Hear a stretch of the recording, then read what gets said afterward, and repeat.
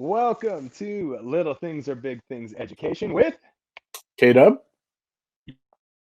T. Free. We want to welcome you to a conversation about how valuable relationship building is in our classroom. We will cover topics like connection activities, how relationships can be used to encourage student growth, and sharing our favorite memories from teaching. Everything we have accomplished in our classrooms goes back to the relationships we build with our students and is totally replicable. Feel free to use, share, and adapt everything we provide here. Yeah, and if you would like to go even deeper, we invite you to join us with our live monthly group. This is where we're going to go live with you every single month and dive into an hour-long podcast with the latest research and tools available for you to use in your classroom and to connect with your students. Now, without further ado, let's get on this week's episode.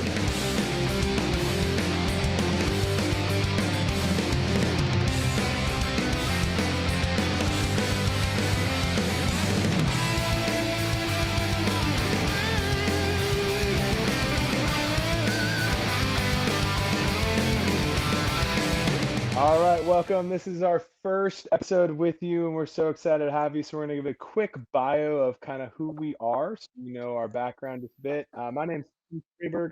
My students and my athletes call me T Free, so that's what I'm going to be here. And I've been teaching off and on for about, I guess, 8 years now. This is my sixth year full time in the classroom. I've also done a couple of years doing social emotional learning workshops all across the country. But continue to teach and coach and tutor and all sorts of stuff. High school math is where I'm at currently in Bowling Green, Kentucky.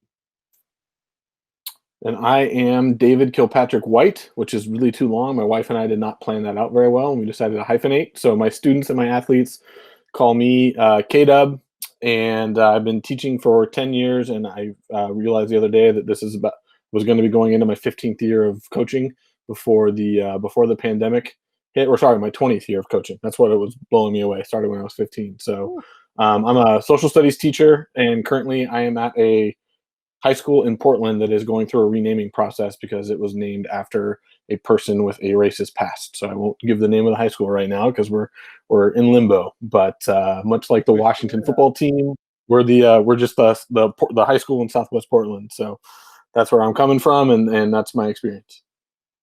Nice.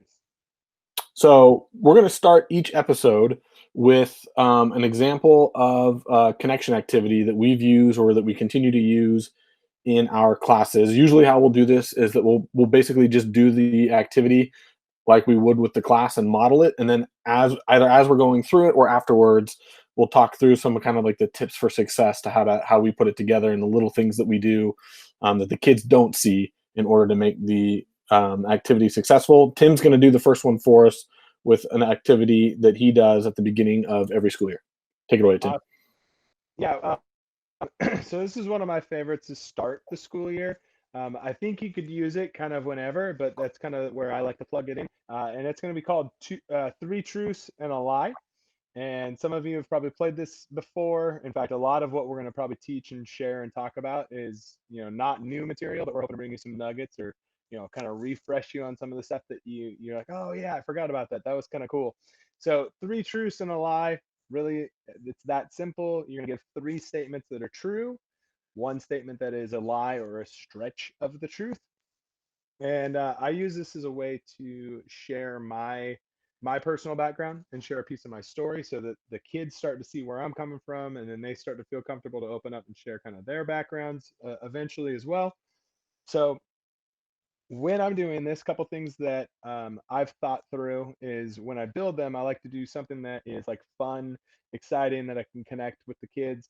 Something that's like super like outlandish, almost like, oh my gosh, like there's no way that's possibly true. But that turns into kind of a fun story to share.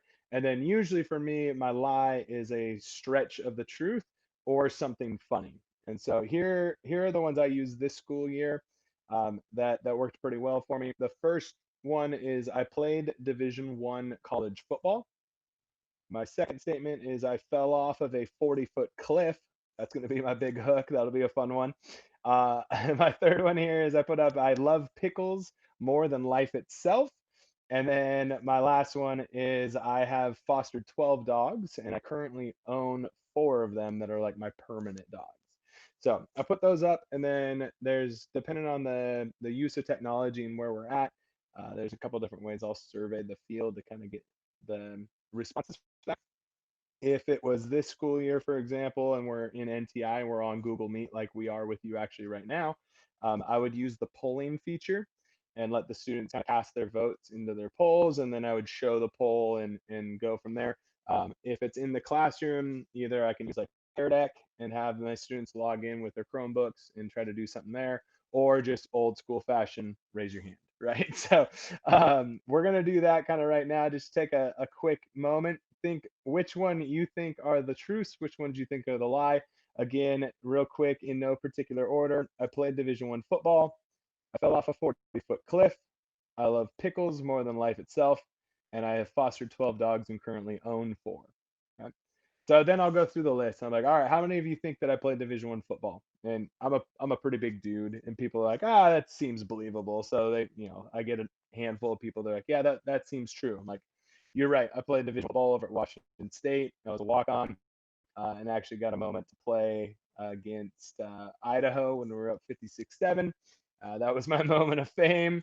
And so it's usually one of my spots where I can kind of connect, especially with some of the athletes. It's just more like my natural market because I coach as well as I played sports. So I kind of connect there for a quick bit. Then I come back to my next one and I'm like, hey, how many of you think it's true that I fell off a 40-foot cliff? And usually this one, people are starting to like, how is he alive if he fell off a 40-foot cliff?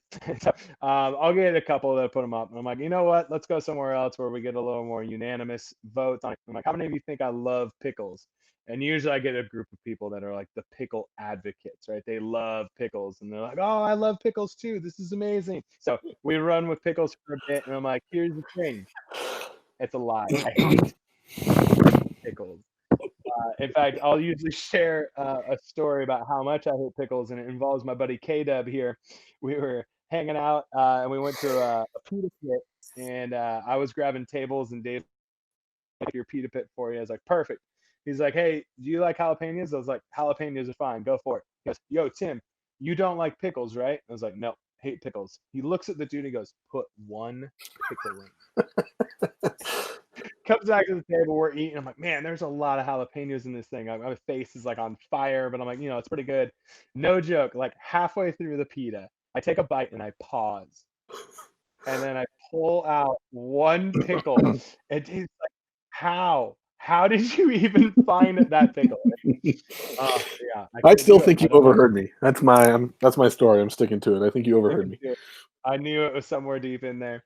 So, anyways, usually that's kind of a funny story, and we play off because the students will either be like, "Yeah, I also like hate pickles," or they can relate to something that like they would despise that much, like whatever it is on their plate of food that they had to eat as a kid that they're like, I couldn't stand it. So usually I'll have some fun with that and bounce around with some of the student responses. And then I'll go into, at this point, they know the lie, right? So I'll kind of finish out the other ones. They know they're both true. And I'm like, yep, I've fostered 12 dogs. I worked with a golden retriever rescue in Nashville. And we currently have two golden retrievers and two yellow labs. House is full of dog love. If you ever need a smile, come on over to my house. It's full of joy, right? So we have fun with that. And I always find some dog lovers, animal lovers in general. And we play with that for a bit and have some fun. And then it comes down to the inevitable. Like somebody's like, wait, so you actually fell off a 40-foot cliff? I'm like, yeah, let me tell you this story. It's like I was probably your guys' age because I just turned 16. And this is another great story that I have with my buddy K Dub here. It was the first my parents had given us permission to go camping by ourselves, no adult supervision. Like, just got my driver's license. There's six of us, I think, right? Yeah. And guys, we get dumber by the numbers when we get in groups, right? Yeah, I mean, a bunch of 16-year-old teenage boys, not great. I mean, there's not even. Here's how dumb teenage boys can be. The story that Tim's going to tell you, there's no alcohol involved in the story. None, none whatsoever. This was just pure boy right here. Just, yeah, pure So dumb boy. Yeah, like a masculine energy of like I need to one up my buddy and do something dumber than he did. So Yeah. like so we get up and we go camping. We're in Washington State, over at Deception Pass. So some of you in the PNW, you probably know exactly what I'm talking about. The cliffs that everyone says do not climb them, which was a one rule my parents gave me as I walked out the door. So yeah, no problem. We won't climb the cliffs. Soon as we get there, we're like, "What do you guys want to do?" Like, "Let's go climb rocks." So we went and we climbed some rocks, climbed some trees, and then all of a sudden we're like, "Dude, see that cliff? It's not even that big, and there's water underneath it. Let's climb that." And so it was, I don't know, 20, 30 feet tops. We climbed it, had success. So now we've got a little bit of confidence to go with our stupidity. And so it's not like, I don't know, it had to have been like a 50-foot cliff. And we're like, let's go climb that. And Dave's like, you guys are morons. I'm not climbing it. So one of our other buddies, Jason, he and I start scaling this thing. No harness, like shorts, tennis shoes, no shirt even. We're climbing up this thing like 45, 50 feet in the air. We're almost back to the trail, and one of the rocks I'm holding on to breaks loose. And like I start sliding. And I'm like, oh no, right? Like, and I remember there was like a rock base, so I had to jump and clear it. So I took like one step and jumped. I'm like falling like a cartoon character out of the sky. And Dave's like, bam, I hit the ground. And I remember Dave tells me this. He goes, the first thing that came to my mind was, oh my gosh, Tim's dead. We're never going camping again. Anyways, that's usually that like wow story that like people are like, holy wait, but you actually lived? I'm like, yeah, like 30 seconds later, 10 seconds later, whatever it was, I like came back to consciousness and start flailing in the water. And like we literally got up and I walked away with nothing more than a bruise, like bruised ribs and scratches down my back from sliding. Yeah, I mean, that literally the biggest consequence. I still can't believe that. I can picture the scratches on your back afterwards, and I feel like we had Yeah. 2-a-days or something like that pretty quickly thereafter, and you were kinda dealing with that at practice, but that was pretty much it. Yeah. Yeah. And like we ran back to our campsite as fast as we could because we didn't want to get caught by the state like park rangers because we thought they were going to tell our parents. Yeah. So we got back to the I campsite forgot and there was about an that. ambulance waiting for me. I was like, oh no. And they're like, no, we're not going to tell your parents. We just want to make sure you're okay. Like you're alive. Like people fall off this and die all the time. I was like, whew. So I I totally forgot about the ambulance waiting for us. Uh, yes, the couple gauze packs cleaned me up and let me be a dumb boy with the rest of the guys again. that's hilarious. So Well, yeah, thanks for sharing that. That's funny. you're welcome. So that yeah, that's one of my things I enjoy starting with. So there's lots of variations you can play off of it. In fact, some of my other fellow math teachers and I we used it as warm-ups later, and actually put like content into it. So like we'll put four graphs up on the screen, and three of them will be linear functions, and one will be non-linear or something. And we'll be like three truths and a lie. These are all linear functions, and like the students will then like identify the non-linear function and kind of use that same three truths and a lie piece Mm, to it, that's add cool. some content.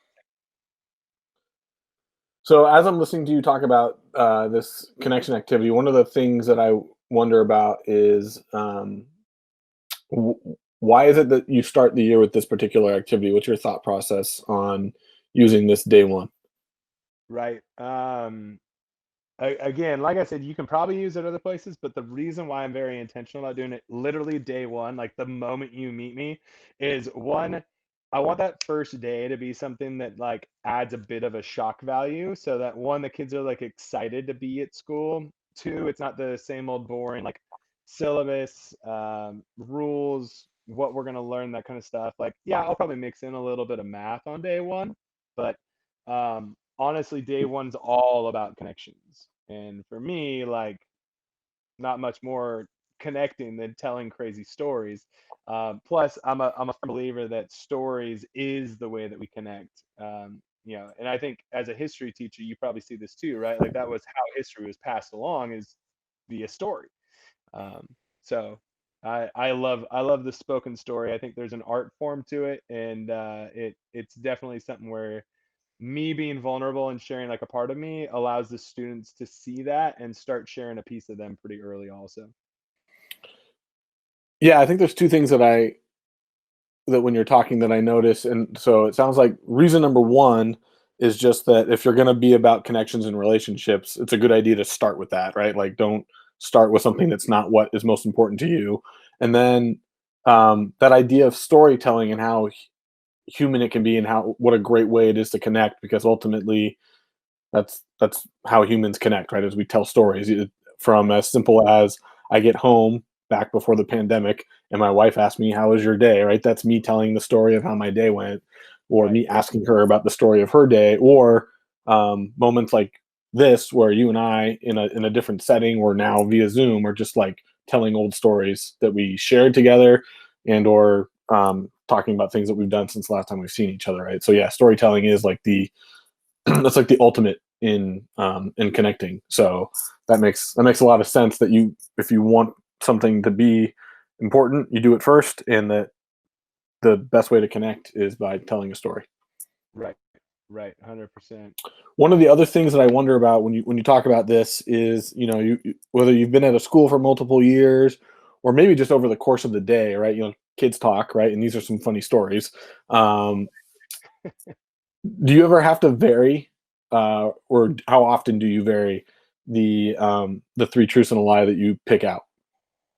Uh, Depending on the year, like depending on in like what classes I'm teaching, like if there's like a lot of overlap, like I'm only sophomores or something one year, a lot of times they start talking to your buddies, especially at like lunch or whatever. But and I don't make a big deal about it. Like I usually just let the kids kind of plug their answers in, and we still get to it. Because even if they know the story's coming, right?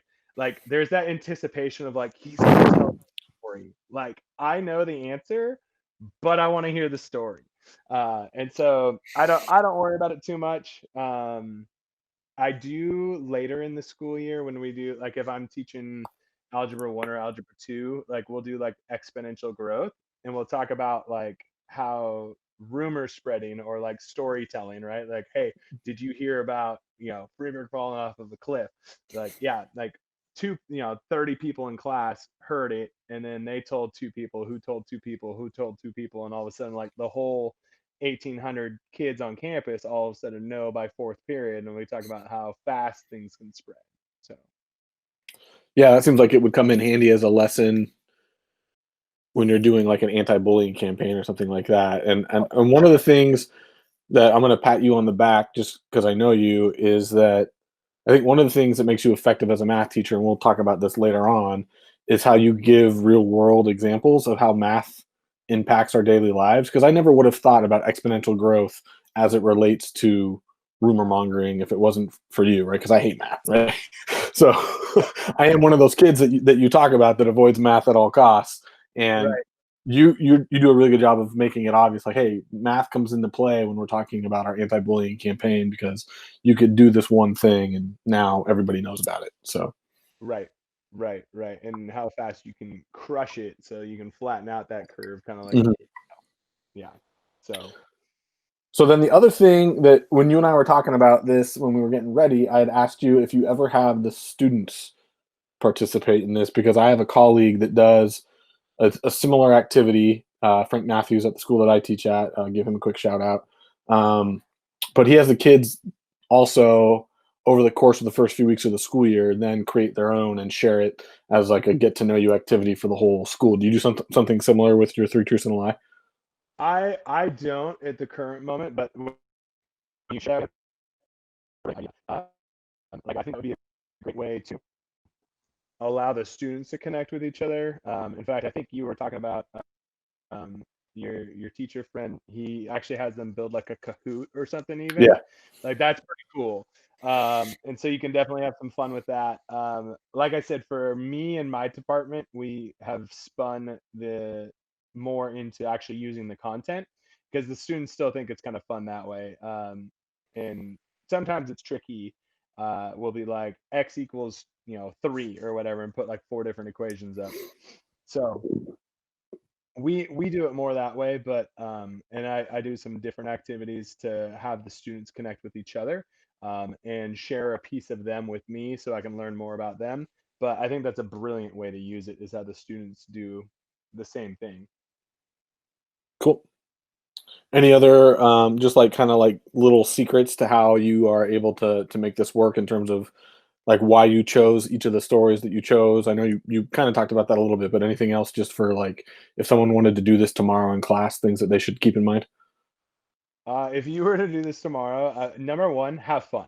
Like if you're having a good time with it, like the energy you attach to it is contagious. And we know this about anything we do, right? But if I come in and I'm like, hey, we're doing three truths and a lie, I bet you can't guess it. And I'm like kind of like I don't know, whatever like weird energy I put about it, like it's gonna be a weird activity. But if I come in, I'm like, yeah, this is gonna be like you're not even gonna believe it. And even if you don't think you believe it, I'm still gonna tell you, and you still won't believe it. And if you don't have an outrageous story, it's totally fine too. Like you don't. This is a funny one, like for me, because I am an outrageous human being. Like let's just be real about that. Like people are like, do what you do, and I'm like, you don't have to do what I do. Like be you, be authentic and be like, no, like here's my truth and my lie, and like maybe your truth that you're gonna dive into deeper is like how much you like love your brothers or your sisters or your family or whatever it is, right? Like every once in a while, like I'll put up like something like I'm a total mama's boy or something, right? And like I'll be like how many? Come on, where's my mama boys at? Like you love your mama, like where's my love mom, love dad, right? And we'll go into more of a heartfelt space for a bit and like I'm more naturally jokey, but like dipping into the heart and then coming back to laughter is a really good thing because Mm. we're subconsciously taught not to go there, right? So I think it's good to model like that vulnerability, that honesty, that realness. So it doesn't have to be an outlandish story, especially if you don't have one. Don't make one up. Like just be real. Yeah, don't include a lie in your three truths. That's not good. All right. Right. Well, in that case, I think it's time to go ahead and move on to our big idea for this week, which is really the foundation of the whole podcast: how relationships Yes. are valuable.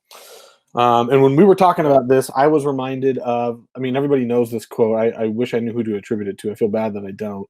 I guess I could look it up on Google, but they're not paying us any money for that advertising, so I'm not gonna give it to them. Um, it's the kids don't care how much you know until they know that you care. And I think for you and I, that's really like that is the underlying foundation of how we approach teaching. right. Would you agree with that? Oh my gosh, yeah. Like I said, day one, I don't do content. They're not gonna care if I'm like the greatest math teacher on the planet. Like, but they do go home and they tell their friends like, "Yo, Freeberg told us some crazy stories and he threw tennis balls at us." Like he learned our name by the time we walked out his door. I don't know how he did it, and we'll do the tennis ball game another time. But that's another one of the ways I try to connect with my kids. Really. Yeah, I just feel like there's something about being relationship first, and you've done a really good job in the past of kind of talking about how you believe that all of your colleagues, like every teacher, right, they care about the kids, right? Like you wouldn't teach if you didn't care about Right, students. You would do something else. Um, right, but you make a good point about how easy it is to get distracted or to get off the path of being focused on those student relationships because of all the things from whether it's the district or parents or admin or just other pressures that come with the job.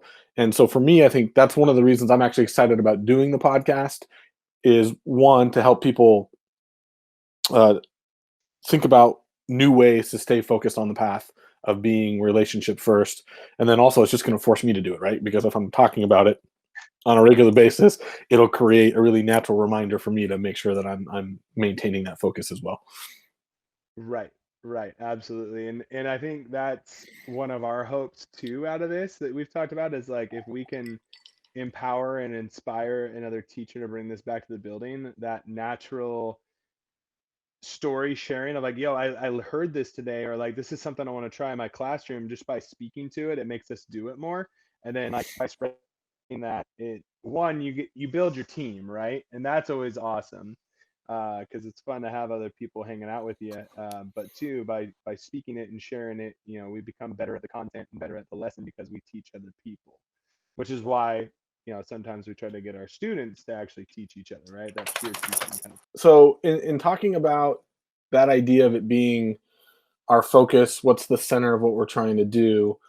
Um, we also know that we get reminded, hopefully, every year about Maslow's hierarchy of needs.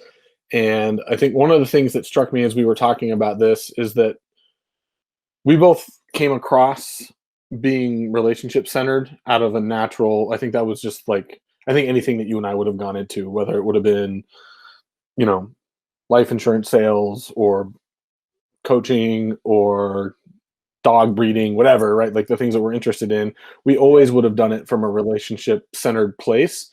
We don't do the relationship centered thing because it creates results in the classroom, but we have learned over time that there's a benefit that we're seeing for our student learning because of the relationships that we build. And as I was thinking about that, we were talking about Maslow's hierarchy, and you had a really good observation about the fact that we can't, by default, right, we can't start at the base of that triangle or of that pyramid because Right. multiple factors. You want to talk about that a little bit?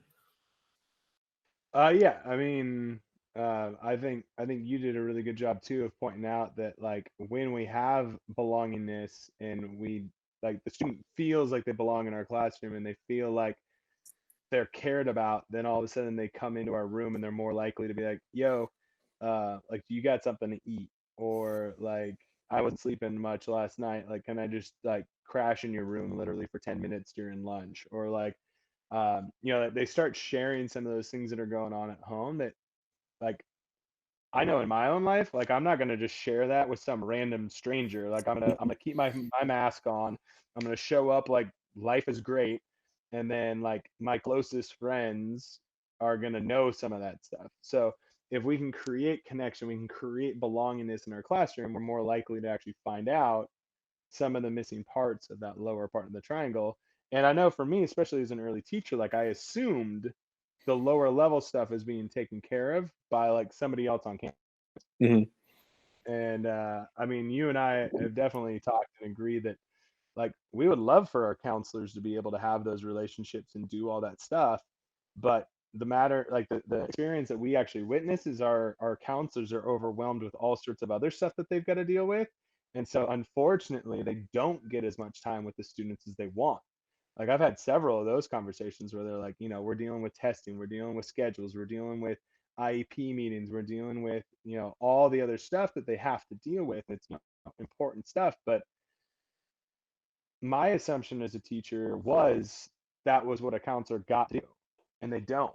And so, I think it's become a huge benefit that I can stay in, and other teachers that teach in a very similar fashion to me can show up in a way that supports a lot of those needs our counselors aren't able to take care of because they're so busy.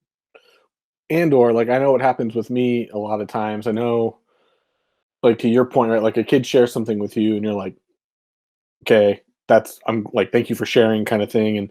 And then depending on what it is, right? Like I'm a mandatory reporter, right? We all are. So like we might have to report something, at which point I'll just tell the kid, like, hey, I didn't like you didn't do anything wrong. I'm not like nobody's upset, but like what you just told me is something that I'm required by law to report. So I'm going to pass that information on. So I want you to be aware of that. And then in other cases, it doesn't quite rise to that level. Like I had a kid this year, um, just talk about insomnia that they were dealing with, and I just asked, I was like, hey, do you want me to rope in the counselor and the school psychologist because they've got resources for this that I don't know how to solve insomnia. I deal with it myself sometimes. So, and then that student ended up being really thankful that I connected them to those resources and then the counselor is excited because I gave them information they didn't have, and they get to do what they love most about their job, which is connect one on one with a kid and help them out. Yeah. So, yeah, I think to the Maslow's hierarchy thing, right? We have to create the belongingness and the sense of shared care before Right. they're going to share the things that are going to allow us to do the bottom level support. Right. Right. and to make it a sports terminology, because this is something I always loved when you and I were coaching together. Like on the defense, we talk about like linebackers need to know what the D's are doing and what the D line is doing. Like they got to go up and down. And so I Mhm. think us as teachers are in that role, right? Mm. Like we need to know what's happening in the foundation, in the front lines, in the battleground, right? Like the Mhm. defensive line. We need to know, what's going on at home. We need to be able to help fill some of those needs, but we don't know that until we've created that team and they trust us at the level above them. And then for us to go up a level, right, and we go up to all of that self actualization, our mindfulness, all that kind of stuff. Like we need to be able to have everything with us in a space where everything can happen. We can find out what it is, and then we can create the base strong enough to stack the emotional supports and the needs and the belongingness, and now we can really go into some mindfulness and like harness that maximum potential out of students, which you spoke directly to. And I love that idea that we didn't do this because it creates, like, we thought it was going to create better outputs in our classroom, but it 100% has happened because we focus on the student. Yeah, and so for me, I think a really good example of that that I was thinking of, something that my wife taught me. You know, she's smarter than me, and obviously, um, no, because of her job, she's a social worker, knows a lot more about how to kind of deal with people who are struggling with things. And what she's helped me to figure out how to do is do a much better job of consciously acknowledging the thing that the student is saying is the reason that they need extra help for. Right. So when a student comes in and says, you know, my grandfather passed away, I need to miss school, um, to go to the funeral. Can I have an extension on the assignment or whatever? I think similar to all the pressures of the rest of the world, kind of having us lose our focus on being relationship first, you know, you can get caught up in the grades and everything and just help the student figure out the assignment if you, but it's important to remember to like acknowledge what the kid just said. You know, I'm sorry that you're dealing with thing X. Depending on how well you know the student, you might ask some follow-ups, right? Like if I don't know the student very well, I'm not going to ask like, did you know that she was going to die? But it might be a student like I knew that like that this was coming or something like that, where I could ask that kind of a follow-up. um, and then what happens, right, when they come back and they turn in the thing, you're also checking in with them again about how they're dealing with what they've gone through. And I've just seen over time in doing that that students remember that way more Right. than they remember anything else. Right. Right. Like I don't necessarily remember all the history and stories and stuff that K Dub taught me, but I do remember that when I was in some of my worst moments, like he cared about me enough to like take care of me. Hmm. So, for sure. Yeah, and that kind of ropes itself into like in terms of, you know, we are going to talk about how relationships are going to allow us and people who are using the same strategies that we are to get more out of their students. And I think a really concrete example of that is I do an end of the year survey and a beginning of the year survey, and some of the questions I ask in there are about like, you know, do you like social studies? You know, I get a lot of no's. But at the end of the year, and I've gotten better at asking more follow up so that I can, you know, reflect and get better myself. But what I get a lot of, and it's a bit of a humble brag, so I'll just kind of do that for a second and apologize. But Right. um, you know, I get a lot of students to say, I've never liked history or I don't usually like social studies, but I really liked your class. And when I get the reasons for why they changed their opinion of the topic, there are a few kids, like I do cover some different material, right? It's not just what's in the textbook, where I'm a little bit more interactive than like your kind of stereotypical history class, right? It's not all lecture and reading. But the overwhelming majority of the feedback I get is the reason that they like my class is something to do with the relationship that I had with them and the fact that they knew that that the material was secondary to the people. Right. Right. 100%. Yeah, I could not agree more with you in that sense. Like I joke with people all the time. I'm like, yo, like people accidentally learn math in my class. Like you were talking about how like you hate math. I'm like, that is my student. Like that's who right now. Like I'd say 80% of my students that I have in my classes right now are not like math like they don't love math. That in fact, for a lot of them, it's their least favorite. So when they show up in my classroom, like I think it would be silly for me to think like, oh, I'm gonna start throwing math at you, and you're all of a sudden gonna love math. Like they're like, no, like I've got years of whatever negative experience they had. I don't like math, but then they show up in my room and I care about them. I tell stories. We have some fun. To your point that we, do things that are a little bit more engaging, a little bit off the beaten path, connect it to some real life examples like exponential growth with YouTube videos or rumor spreading or we were doing my house. We just were redoing the backyard and like I was trying to put crushed rock in the backyard. And of course, as a math person, I know exactly how many feet are in my backyard, 4 inches deep, 60 feet by 40 feet. I'm like, boom, this is what I need. Well, the guy's like, all right, I'll bring a dump truck. And he just drops the rock. And I'm like, not enough rock. And so then, like, I went and did the next step of like, how many dump trucks should he have brought? And he should have brought 3 dump trucks. And it's like, all of a sudden, my students are like, oh, I didn't even think like math would be like dump trucks, all of a sudden, like they accidentally learn that, oh, I now know for unit conversions, which wasn't even the topic we were teaching in that moment. I told a funny story about my weekend and how somebody lost money because he didn't know how many dump trucks he was going to need to make, the amount of square footage or cubic feet I needed. And we're like, oh, no, understanding math, like benefited me $400 because he needed to bring me more rock and it cost him $400 because he improperly quoted it. And so all of a sudden like that story sticks. Mm-hmm. So I think because the kids hear real life stuff, because they know I care about them, they want to be in my classroom, and then they just accidentally learn math. It's I don't know, it's fun. Like that's my favorite is making kids accidentally learn. Well, another thing that you've talked about though that I think is really interesting with like that atmosphere in your class is the fact that you're willing to be flexible when it comes to due dates and things like that. And I'm wondering, my stereotypical vision of a math teacher in my head is that there's 14 problems that were given last night. They've got to be turned in tomorrow. I'm wondering how you've been able to get out of that cycle. Right.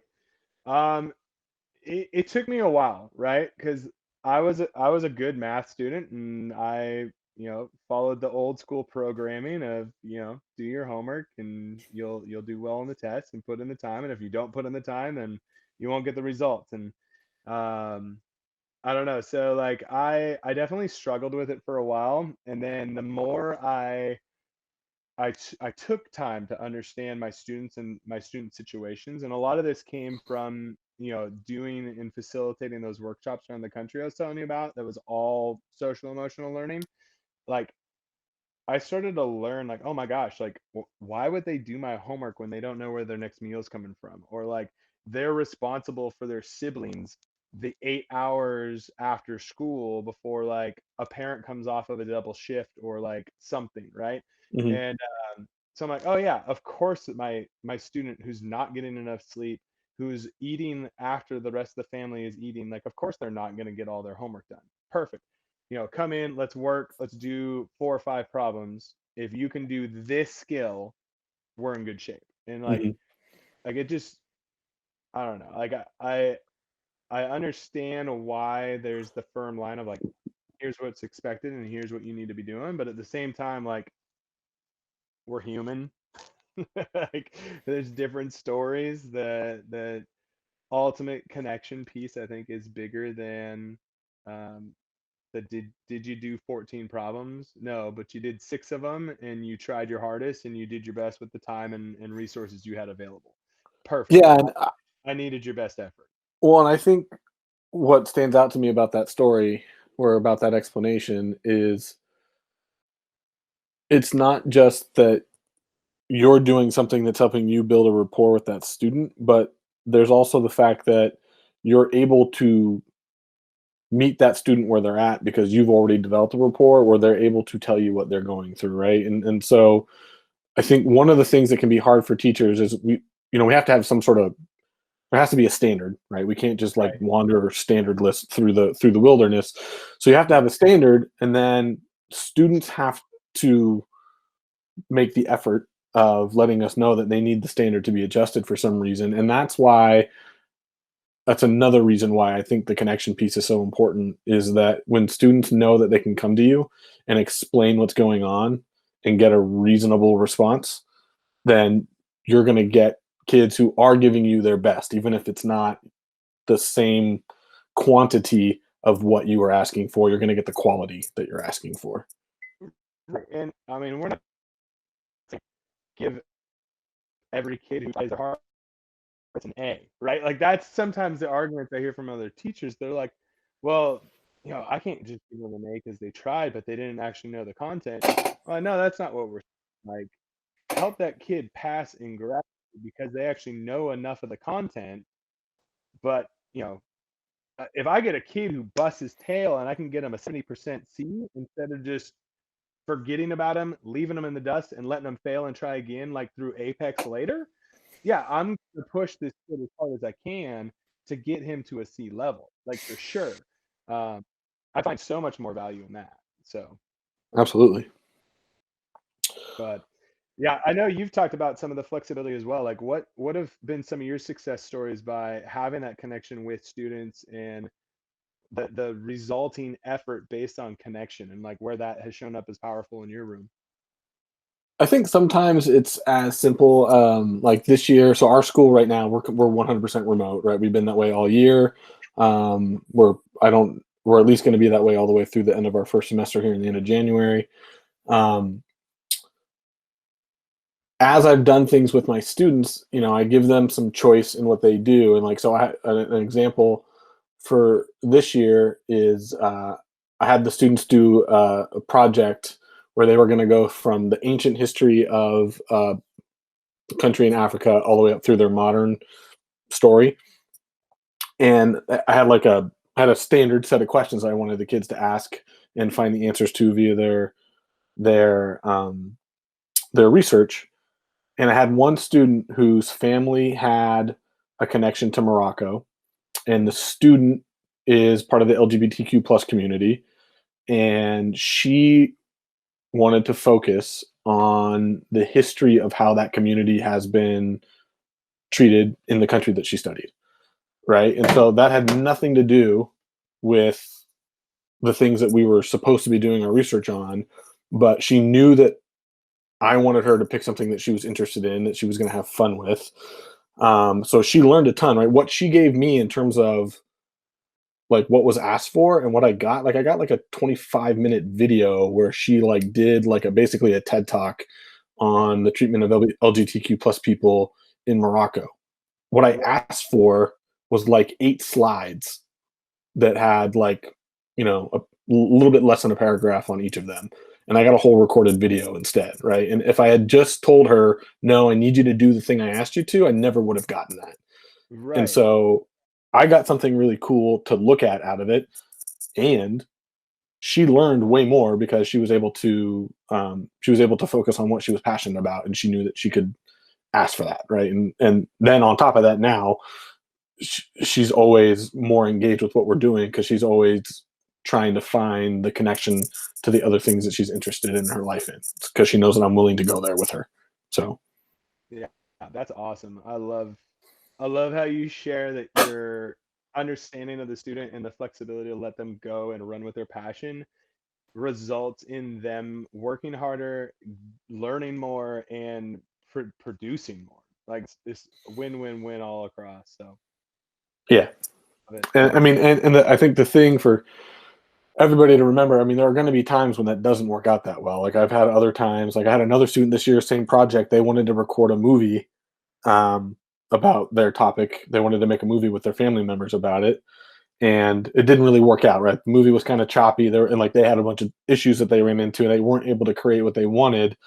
But again, I got an email from that student's parents before Christmas just thanking me, and they didn't thank me for anything other than letting their student do what they want, like try something and then fail without any major consequences, because the student was still able to show the learning that I cared about, right? So they tried this thing, it didn't work, no big deal. And So next time they're gonna do it yeah, better. Yeah, I love that. and knowing that failing is part of the learning process. Yeah. So to model that and like foster that atmosphere that it's totally okay to do that. Love it. Well, I think that gets us to about where we wanted on round one here. Yeah. We're gonna finish up all of our episodes because you know how we feel about stories already. And this first one, I love this story, and I think it ties into some of the laughter that can come from having these relationships with the students. I think it gives you another little snippet of how Dave and I have become like really good friends over time, and how much he and I believe in this relationship building as being the root of all things we do. This one's a sports one. We were with each other. I think we were either fresh out of college or maybe even still in college that year, and I think fresh we were out. coaching. Yeah. It was like the year after. Yeah, and so we were coaching youth football, and we had a group of, gosh, they were probably 10 or 11, maybe 12, like not like I middle think I think they school. were the kid in particular that you were talking about. I think was 12 or 13 at Oh, the that's right. time, right? Because Yeah, there's like 2, 3 years. Yeah. So, yeah. anyways, we're hanging out, we're working with this group of kids, and same thing we're talking about in the classrooms. Like we were all about like finding what the true personality of all of our athletes were and letting that shine Hmm. and making it them to shine in the way they were built to be really. And so this kid, we're gonna call him Johnny K for this story, but he was our quarterback, and he's just a goofball. Like kid, no matter what the situation is, like if it gets tense and you just need to like crack a joke or make that like smart comment real quick just to like remind you that life's not as serious as you just made it. Life is serious. Don't get me wrong, like, but it's also good to like step back in. So Johnny was that guy that would help us, and so um, we're coaching, and it's like a late fall, cold day. We're all huddled up, like it's one of those where you're like almost relying on each other's body heat, and like out of nowhere, been having a fairly intense practice, trying to get ready for the game, and Johnny just rips like one of those juicy farts, like it's just it's like one of those like gross ones, and without missing a beat, kid looks at you with his Johnny smirk on his face, and he's like, "That's gonna itch when it dries." you know? And it's like you just lose all like for a moment, and you're there, you're present, like the whole team's laughing, and like it brings you all together, and like it creates that camaraderie, and like oh my, and it's so funny. Like years later, that had to have been 15 years ago. At least, yeah. Yeah. Like that was one of those where like now in class, if I ever have a student who accidentally or intentionally farts in class, happens, right? Like I'll look at him face, because sometimes it's the first time it happened in your class, right? Like a kid's like, oh, how's it gonna happen? I just look him straight in the face. I'm like, that's gonna it rise. And like a kid like is like almost embarrassed but almost relieved all at the same time. It's like, okay, I'm not in trouble, but like, did he really just say that? And being able to connect with the kids, allow them to be free spirits, allow them to be 100% who they are, and not make them wrong, right? It's so Yeah, funny. I just And think, I mean, like my memory of that practice is that we were getting ready for a playoff game, and I think the natural default of a lot of coaches would have been to like get angry about the distraction and to allow that to be a problem. But we'd already set an atmosphere where Johnny knew it was okay to have that moment, and where all the players knew it was okay to laugh at it for a second, and then get back to business. Right, that was the other thing. Right, we could always get back to business, right. and I will not just bet you. I know for a fact that if you talk to kids from that team, they remember that incident at practice better than they remember the fact that we won the playoff game then like 2 days later, right? Like they don't even remember who we. I remember who we played and what the score was. We beat Newport 21-19, but like nobody else cares about that. What they care about is that Johnny made everybody laugh for like literally practice stopped for 2 minutes because everybody was laughing. So Right. And like the thing I remember from that is like that moment and moments similar to like is what group so close together that they didn't have to think about what they were doing. They could just know that how they were and the way they were was good. And they showed up and played to the best of their ability. And like, I mean, we didn't have like any crazy standout stars on that team that like mhm, went Division 1, but that group of kids eventually built like a state championship caliber squad. mhm, Like it's amazing what like they were able to do because they believed in each other. They knew it was safe to try, fail, and grow. And so I think that like comes back full circle. Like some people are like, why is a fart so it's bigger than the fart, right? Like it's building. It's about relationship. And it's about like making this a space where everything is okay. And I want you to be you so that you can be the best you can be for me. And I think when a kid knows that is true to your core, they show up in a different way. Not mhm. just for us as individuals, but as a group. Yeah, absolutely. And I think one of the things I always think about when I'm thinking about Johnny, I mean, you mentioned the smirk, right? Like anytime I think about Johnny, that's the visual I have in my face is just him with that shit-eating grin, or he's just cracked a joke of some sort because that's just who he was. But I also remember the story of how he became our quarterback. You know, he'd wanted to be a quarterback for a while, and other coaches wouldn't let him do it because they didn't think he had the right leadership capabilities because he is kind of a goof off and he's generally more quiet unless he's being a goof. But he's a hard worker. He was super athletic, super talented, right? All these things that were great about him. And so his dad was also super thankful. He was like, "Why did you let Johnny be the quarterback?" And I said, "Well, I believe in like I didn't have the term at the time, so I used some other different word salad to answer him. But I basically now know like the answer is I believe in strengths, right? Like strength based leadership. And Correct. Johnny's strengths it was lightening the mood, right? And so he was great for when things got tense, everybody could relax because Johnny was going to help everybody relax, and we performed better as a unit because what that team needed was to be able to relax and not play with a lot of pressure. For whatever reason, that team had a lot of kids that were kind of a little dialed and wired and like feeling a lot of pressure about playing football, and Johnny was able to bring that temperature down for everybody. Let's bring that back to the classroom. How many times we have kids show up that have that test anxiety and freak out? But if you've got that class atmosphere where you show up, you play some chill music or you crack a couple jokes, and you can actually bring them back to a space where they can remember what it is you taught them. Like, yeah, that's critical. Hmm. Love it. Awesome. Well, thank you for hanging with me, Dave, and everybody else. Thanks for checking in and listening in. I hope you grabbed at least one nugget from us today, and we look forward to going on this journey with you and being a part of it. Please, like, any info you've got, try some of this. Tell us how it went.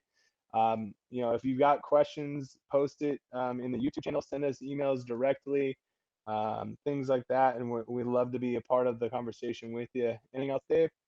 No, I think you think you hit it all there. I think the big thing is if we said something that you think you want to know a little bit more about, feel free to reach out, and we're happy to share what we have. Yes, awesome. Have an awesome day. As I always say, make sure you guys learn in Peak State.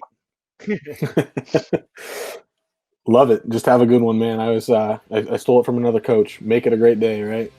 That's a choice that you can Man, make. love it. All right, see you guys. Too bad.